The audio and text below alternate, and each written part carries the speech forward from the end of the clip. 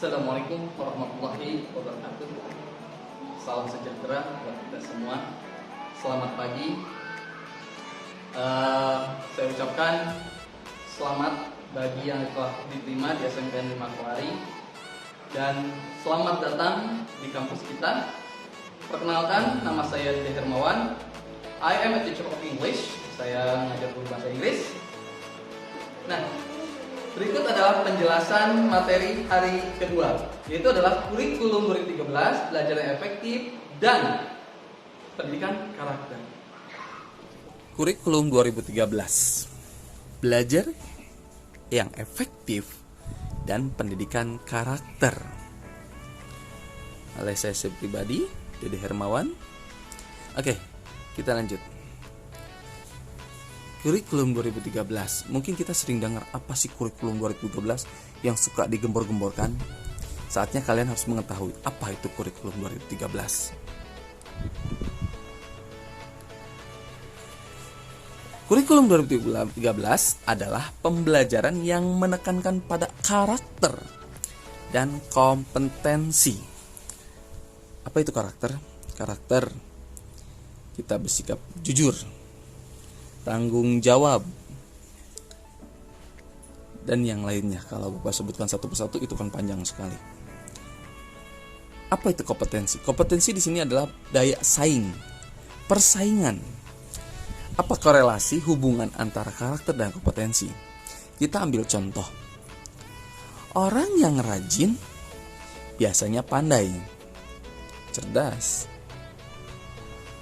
Orang yang malas akan sebaliknya. Ya. Seperti itu. Jadi pembelajaran 2013 sangat menekankan pada karakter dan kompetensi. Aspek penting dalam kurikulum 2013 yaitu bisa kita kenal dengan KI1, KI2, KI3, dan KI4. KI1 yaitu adalah spiritual. Sebagai contoh yang mudah, saat kita bertemu dengan guru, ini simpel tapi jarang dilakukan sekarang. Apa contohnya? Saat kita bertemu dengan guru di jalan, kita bisa ucapkan Assalamualaikum bagi orang yang muslim, atau bagi yang muslim kita bisa mengucapkan selamat pagi, selamat siang, seperti itu.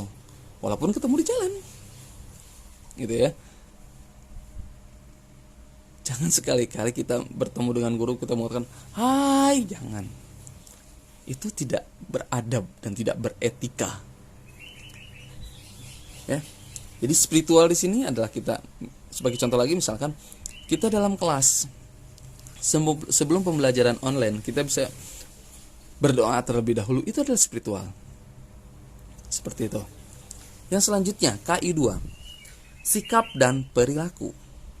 Bagaimana bersikap dan berperilaku saat pembelajaran. Kita sebelum pembelajaran kita bisa menggunakan kata, Pak, mohon maaf, mau bertanya. Kalau sudah bertanya, kita ucapkan sesudahnya adalah terima kasih. Terkadang anak hanya mengatakan oke Pak, saya paham.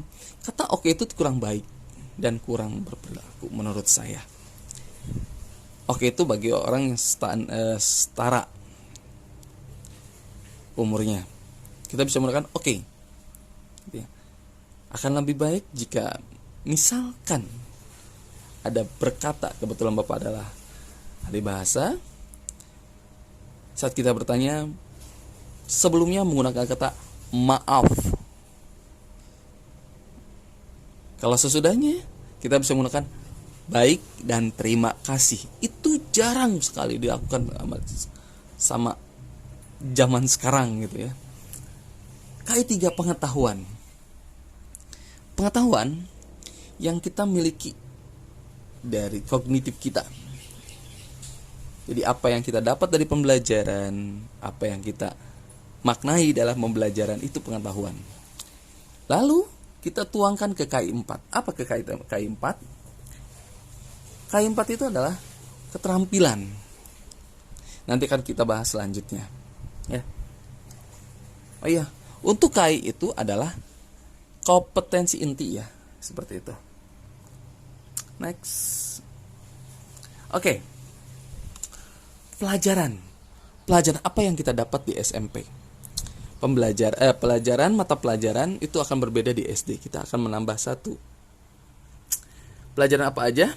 Yaitu adalah PABP, pembelajaran agama budi pekerti, PPKN, bahasa Indonesia, matematika, IPA, IPS, bahasa Inggris, seni budaya, PJOK, prakarya, dan bahasa Sunda. Mungkin kalau di SD itu ada 9 atau 10 mata pelajaran mungkin, ya. Tapi ya untuk di SMP itu ada 11. Dan ingat sekali lagi, pelajaran di SMP itu diampu oleh guru mata pelajaran. Bukan seperti SD. Kalau SD kan satu guru dia menguasai berapa bidang. Kalau mata pelajaran, misalkan saya pribadi, saya mengajar bahasa Inggris, gitu ya. Jadi tidak mengajarkan pelajaran yang lain seperti seni budaya, PJOK atau prakarya. Itu berbeda guru mata pelajarannya. Oke, kita cek dulu. Sebelum kita melanjutkan lagi, kita cek dulu apa sih perbedaan guru mata pelajaran dan guru kelas atau wali kelas. Nah, perbedaan guru mata pelajaran dan wali kelas. Wali kelas biasanya salah satu mengajarkan mata pelajaran yang ada di kelas kalian. Guru mata pelajaran itu mengajarkan satu pelajaran tapi tidak memegang kelas. Misal, saya wali kelas, saya mengajar bahasa Inggris. Nah, jadi saya berhak penuh mengatur mengelola kelas. Itu ya, kalau wali kelas. Biasanya kalau Anda dalam kesulitan, hubungi wali kelas. Kalau misalkan ada kesulitan dalam mata pelajaran, silahkan temui atau hubungi guru mata pelajaran. Bukan semuanya ke wali kelas, seperti itu. Ya. Perbedaannya hati-hati. Jadi jangan sampai wali kelas itu mengajar bahasa Inggris. Wali kelas mengajar bahasa Inggris, kamu menanyakan perihal pelajaran PPKN, itu gak nyambung, gitu ya. Silahkan hubungi guru mata pelajarannya. Kalau nanti terkendala, mungkin bisa hubungi ke wali kelas. Jadi jangan apa-apa ke wali kelas. Pelajaran PKN ini belum, Bu. Gimana? Nah, wali kelas itu bukan hanya mengatur dari sana, gitu ya. Yang seberhaknya nanti ada guru mata pelajaran. Jadi jangan semua tumpah ke guru kelas, wali kelas, gitu ya. Oke, paham ya? Oke, lanjut, next. Aspek apa saja yang penilaian kurikulum 2013? Ada tiga penilaian. Pertama adalah pengetahuan, keterampilan, sikap, dan perilaku. Pengetahuan yang akan diambil itu 40% dari pengetahuan yang kalian miliki dari pembelajaran yang sudah dilakukan oleh guru. 60% adalah karakter. Hati-hati, karena karakter lebih besar daripada pengetahuan. Jadi etika, adab itu lebih utama, gitu ya. 60% tuh karakter, 40% pengetahuan. Keterampilan siswa dalam membuat dan mengerjakan suatu atau proyek sehingga dapat terrealisasi sifat ilmiah dan karakter yang merujuk pada aspek keterampilan. Jadi tadi kita bahas untuk K4 ya, keterampilan. Setelah kalian paham, misalkan membuat teks deskriptif atau prosedur, kita udah tahu tuh materinya, pengetahuannya, bagaimana cara membuat sesuatu hal, lalu kita praktekkan itu dengan memasak, keterampilan, gitu ya. Nah, itu adalah proyek, seperti itu. Dan yang terakhir untuk aspek penilaian kurikulum 2013 adalah sikap dan perilaku. Penilaian sikap dan perilaku merupakan aspek penilaian dengan menilai sikap dan perilaku peserta didik selama proses pembelajaran. Aspek penilaian ini dinilai oleh guru dalam jurnal harian. Teman sejawat dalam sebuah lembaran nilai diambil oleh diri masing-masing siswa. Jadi guru melihat kalian itu aktif atau tidak. Itu adalah aspek sikap dan perilaku. Seperti itu, ya. Oke, next. Yang selanjutnya adalah pendidikan karakter, ya. Menurut para ahli itu banyak sekali tentang masalah pendidikan karakter. Salah satunya adalah menurut Licona. Pendidikan karakter adalah suatu usaha disengaja untuk seseorang sehingga ia dapat memahami, memperhatikan, dan melakukan nilai-nilai etika yang tinggi. Gitu ya. Maka banyak sekali pendidikan karakter. Para ahli menyatakan nilai pendidikan karakter itu ada 18 butir pendidikan karakter. Yang pertama adalah religius, jujur, toleransi, disiplin, kerja keras, kreatif, mandiri, demokrasi, rasa ingin tahu, semangat kebangsaan, cinta tanah air, menghargai prestasi, bersahabat, cinta damai, gemar membaca, peduli lingkungan, peduli sosial, dan tanggung jawab. Itu ada 18 butir nilai-nilai pendidikan karakter.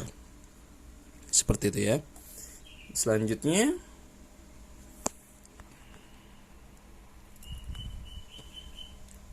memahami pendidikan karakter.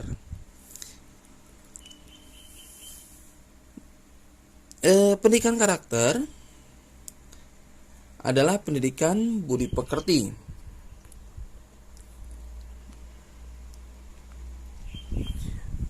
Budi pekerti plus, yaitu yang melibatkan aspek pengetahuan yang disebut dengan kognitif, perasaan feeling, dan tindakan action. Itu menurut Thomas Licona. Jadi seperti ini. Kita tahu, kita pahamlah tentang seseorang. Kita ambil contoh seperti yang simple. Ada orang yang ingin menyeberang jalan. Nah, kita tahu cara menyeberang jalan. Feelingnya gimana? Perasaannya kalau kita membantu orang yang tua. Tindakannya apa? Kita ikut bantuin nyebrang. Sebagai contoh lagi, kita melihat teman kita tidak punya uang. Kita tahu kita punya, misalkan. Perasaannya akan merasa iba melihat orang tersebut dalam kelaparan karena tidak punya uang.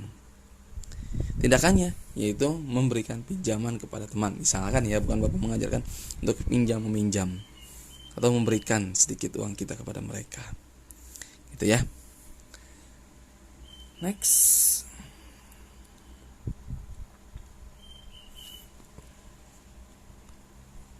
Nah, adapun slogan SMP 5 Kelari itu slogan karakter yang dibuat oleh saya, Pak Ocha, dan Bu Ani, yang terdiri dari slogan SMP 5. Jangan sampai lupa, slogan SMP 5 adalah insan cerdas. Ini adalah beriman. Tentu manusia itu harus beriman kepada Tuhan Yang Maha Esa. Ya. Kedua adalah santun. Santun saat berbicara, santun dalam tindakan, dan sebagainya ya. Yang selanjutnya adalah cekatan. Dia itu tidak pernah menunggu komando. Dia bisa berinisiatif sendiri, aktif, tidak bersifat pasif. Yang selanjutnya adalah rajin. D-nya adalah disiplin ya. Oke, selanjutnya adalah terdapat 9 pilar karakter yang berasal dari nilai-nilai luhur universal. Itu semua terangkum dalam slogan SMP 5 Kelari itu ya. Nah, nilai-nilai luhur universal menurut dunia yang harus diwajib dimiliki adalah karakter. Pertama adalah karakter cinta pada Tuhan dan segenap ciptaannya. Seperti tadi saya bilang, Bapak bilang tentang kita harus beriman. Berarti karakter cinta Tuhan dan segenap makhluk ciptaannya. Kita harus menjadi orang yang penuh rasa sayang. 2. Kemandirian dan tanggung jawab. Tentu harus bertanggung jawab ya. Ketika jujur atau amanah, diplomatis. Saat kita diberi kepercayaan oleh orang lain, laksanakan tugas kita dengan sepenuh hati, harus bersifat jujur ya. Hormat dan santun, dermawan, suka menolong, gotong royong dan kerjasama, percaya diri, pekerja keras, kepemimpinan dan keadilan, baik dan rendah hati, dan yang terakhir adalah karakter toleransi, kedamaian dan kesatuan. Seperti itu. Next.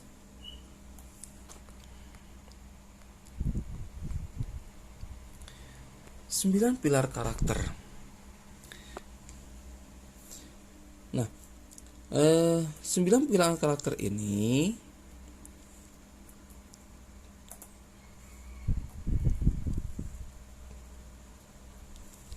diajarkan secara sistematis yang disebut dengan pendidikan holistik.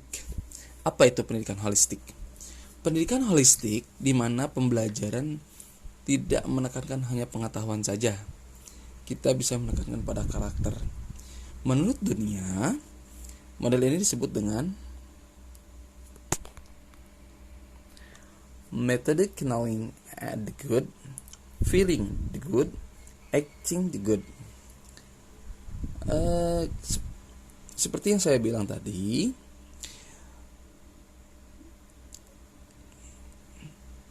knowing the good bisa mudah diajarkan sebab pengetahuan bersifat kognitif saja. Jadi kita tahu kalau ada orang susah, kita harus ngapain.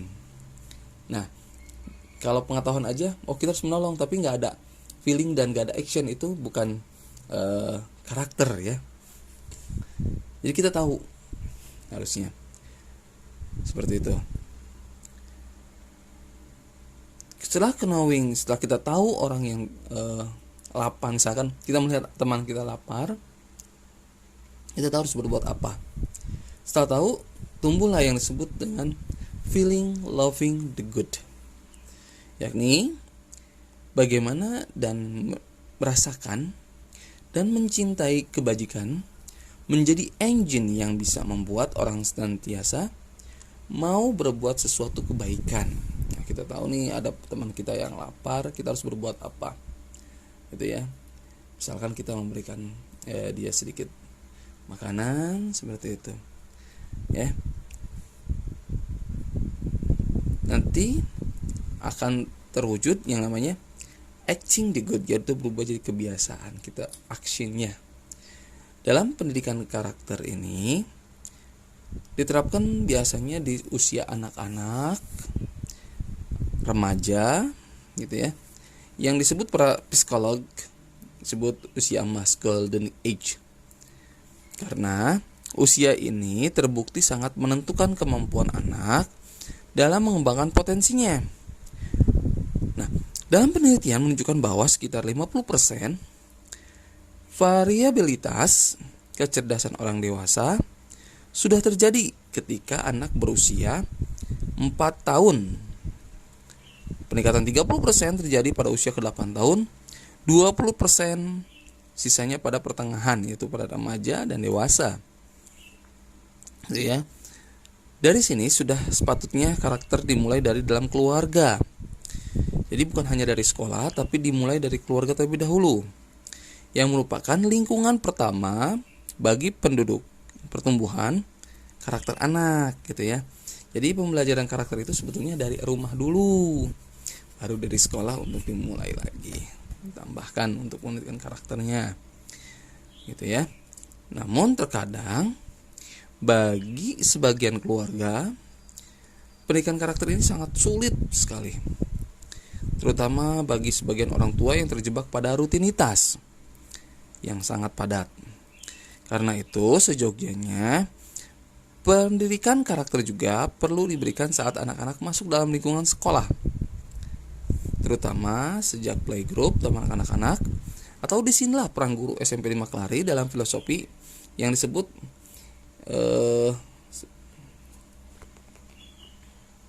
ing arso tulodo ing madyo mangun karso tutwuri handayani. Nah, ini yang membuat filosof ini adalah Ki Hajar Dewantara, ya. Apa sih artinya? Ing arso tulodo ing madyo mangun karso tutwuri handayani. Ing arso tulodo, di depan kita menjadi teladan. Jika ada orang lain melihat kita, biarkan mereka menjadi teladan. Kita memberikan contoh yang baik, ya. Mangun karso, di tengah kita memberikan semangat. Kita memberikan semangat di tengah itu. Tuturi handayani, di belakang kita menjadi pendorong.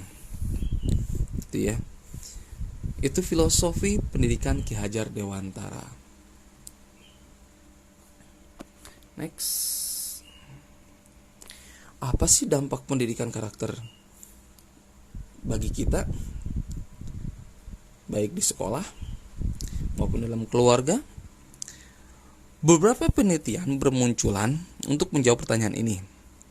Ringkasnya dari beberapa penemuan penting mengenai hal diterbitkan oleh sebuah buletin yang judulnya, kalau tidak salah, tentang karakter educator, yang diterbitkan oleh Education Partnership, kalau Bapak tidak salah menyebutkan. Kalau yang isinya adalah, menurut Dr. Marvin Berkowitz dari University Missouri, menunjukkan peningkatan motivasi siswa sekolah dalam meraih prestasi akademik pada sekolah yang menerapkan pendidikan karakter. Kelas-kelas yang komprehensif terlibat dalam pendidikan karakter menunjukkan adanya penurunan drastis pada perilaku negatif siswa yang menghambat keberhasilan akademik. Jadi kalau kita menerapkan pendidikan karakter, kita bisa tuh menurunkan sikap perilaku negatif dan kelas menjadi lebih komprehensif, gitu ya. Dalam buku yang berjudul Emotional Intelligence and School Success yang dirilis tahun 2001, penulisnya Joseph Jins mengkomplikasikan berbagai hasil penelitian tentang pengaruh positif kecerdasan emosi anak terhadap keberhasilan di sekolah. Ia mengatakan bahwa sederet faktor-faktor resiko penyebab kegagalan anak di sekolah, faktor yang disebutkan ternyata bukan terletak pada kecerdasan otak, kata Joseph, ya, tetapi pada karakter, yaitu rasa percaya diri, kemampuan bekerja sama, kemampuan bergaul, kemampuan konsentrasi, kemampuan empati, dan berkemampuan berkomunikasi.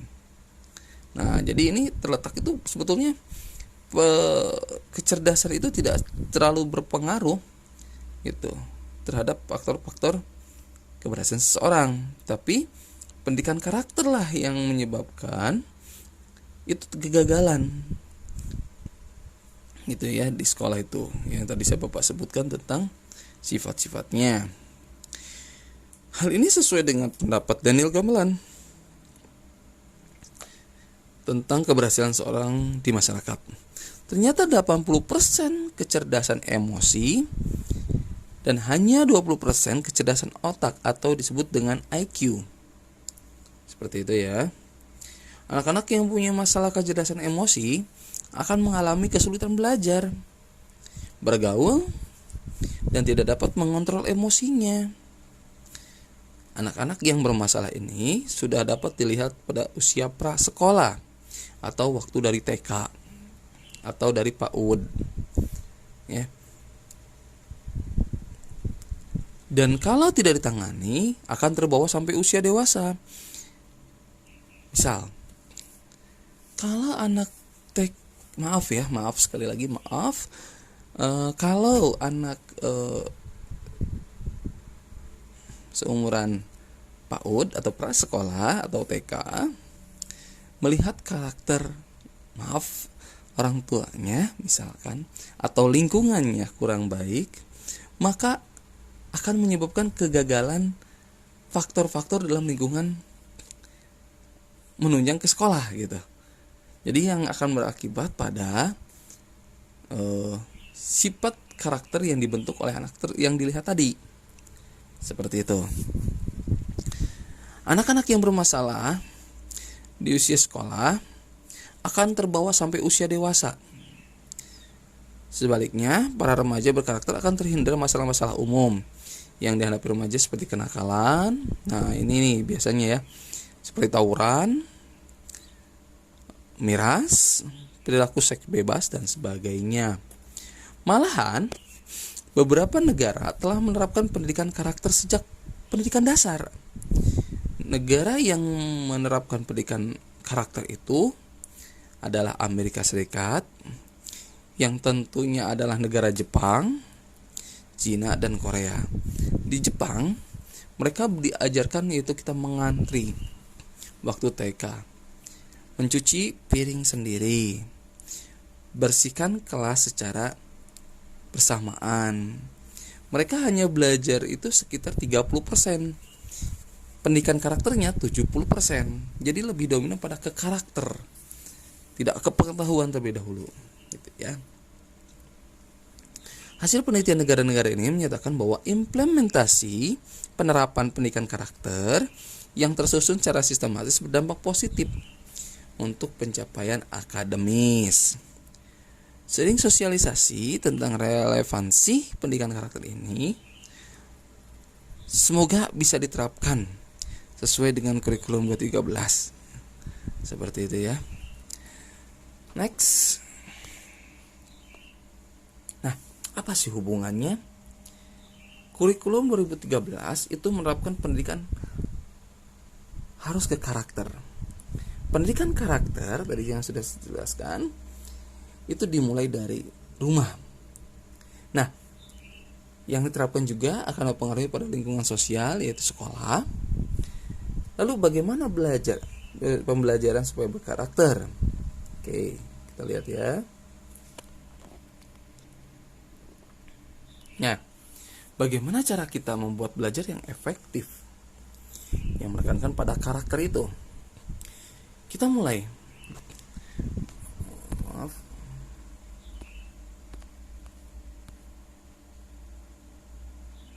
Nah, belajar yang efektif seperti belajar kelompok itu kan bisa gotong royong ya. Rajin membuat catatan intisari. Jadi setiap kali ini pasti ada benang merah yang disampaikan itu oleh guru atau pemateri.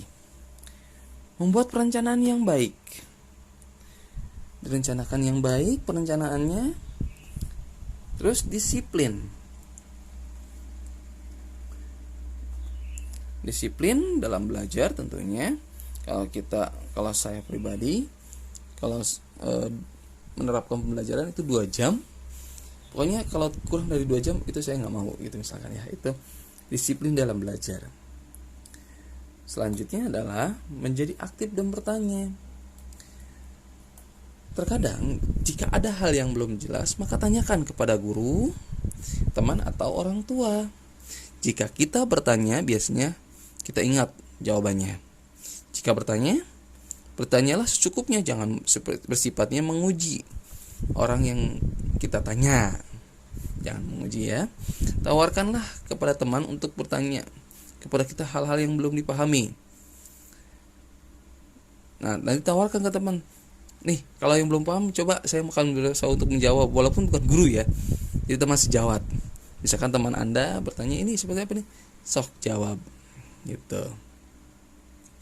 Semakin banyak ditanya, maka semakin dapat ingatan dan jawaban. Apabila kita tidak tahu jawaban yang benar, maka kita bisa membahasnya bersama-sama. Gitu. Terus belajar dengan serius dan tekun. Ketika belajar di kelas, dengarkan dan catat guru yang guru jelaskan. Catat yang penting-pentingnya saja. Gitu ya. Takut-takutnya keluar saat ulangan atau ujian. Bacalah waktu ulang kembali catatan yang telah dibuat tadi sambil dimengerti, gitu ya. Yang selanjutnya adalah hindari belajar berlebihan. Terkadang kita menerapkan yang namanya SKS, sistem kebut semalam. Jadi pas besoknya mau ujian, kita belajar itu langsung dilebihkan. Itu adalah pembelajaran yang kurang baik. Kita belajar sehingga larut malam dan akan menyita waktu paginya gitu. Dan akhirnya kita akan mengantuk biasanya. Itu sistem pendidikan yang ada saat ini dan masa lalu. Tolong kita rubah. Kalau kita disiplin belajarnya, kita menerapkan waktu 2 jam untuk belajar setiap hari, maka nggak ada tuh sistem SKS, sistem kebut semalam, gitu ya. Yang selanjutnya adalah jujur dalam mengerjakan ujian. Ini hal yang sangat penting. Hindarilah mencontek ketika sedang mengerjakan ujian. Mencontek dapat membuat kita sifat curang atau pembohong. Kebohongan bagaimanapun juga tidak dapat ditutup-tutupi. Terus terang, cenderung untuk melakukan kebohongan selanjutnya dan selanjutnya dan selanjutnya untuk menutupi kebohongan yang selanjutnya itu. Anggaplah dengan menyontek pasti akan ketahuan guru dan memiliki masa depan sebagai pejabat apabila kita melakukan pencurangan, penjahat seperti jadi sifat mencontek itu sangat dilarang gitu ya. Sangat dilarang. Satu, nanti akan jadi bermasalah itu ya kalian akan terus-terusan bergantung pada orang lain. Lebih baik dapat nilai sedikit daripada dapat nilai bagus tapi dengan hasil mencontek itu tidak memuaskan. Gitu ya. Dan selanjutnya adalah trial and error. Apa trial and error? Manusia juga belajar dari eksperimen pribadi. Dia akan berusaha mandiri untuk memecahkan masalah yang dihadapi. Terkadang beberapa kali dia melakukan kesalahan dalam memecahkan masalah. Namun dia juga beberapa kali untuk melakukan kembali sampai akhirnya dia mampu untuk menyelesaikan permasalahan yang benar. Trial and error ini kita bisa umpamakan kita naik sepeda. Saat kita berusaha untuk kita belajar naik sepeda, pasti akan ada jatuh bangun. Sama dengan belajar. Kita akan ada jatuh bangun, trial and error. Ya, mungkin kadang-kadang kita patah semangat. Lalu ada semangat lagi yang baru. Kita jatuh karena dapat nilai yang kurang indah, kurang bagus gitu ya. Lalu kita belajar lagi dan itu akan disebut dengan trial and error. Ya kita selalu makhluk yang selalu mencoba. Dan yang terakhir, belajar yang efektif adalah conditioning. Manusia bisa belajar dengan pengkondisian. Ya. Seseorang yang dikatakan belajar dengan pengkondisian jika ada stimulus dari indrawi yang merangsangnya ketika itu seorang menanggapi stimulus tersebut. Tanggapannya ia berikan ialah suatu respon yang juga dibanggakan dengan stimulus netral. Kemudian respon menyertai stimulus netral itu diulang beberapa kali. Misal conditioning itu misalkan seperti ini. Kita ada rujukan. Ayo belajar dari orang tua. Jadi kita harus respon baik hal baik. Oh ya, saya harus belajar because I need it gitu ya. Saya membutuhkannya. Jadi ada stimulus dari orang lain, dari orang tua, teman atau guru bahwa kita harus belajar nih. Dan kita jangan memberikan efek negatif tapi efek positif kita lakukan. Gitu ya. Nah, selain dari itu, biasanya untuk pembelajaran di SMP 5 Kari yang sering digunakan, biasanya kita menggunakan beberapa aplikasi.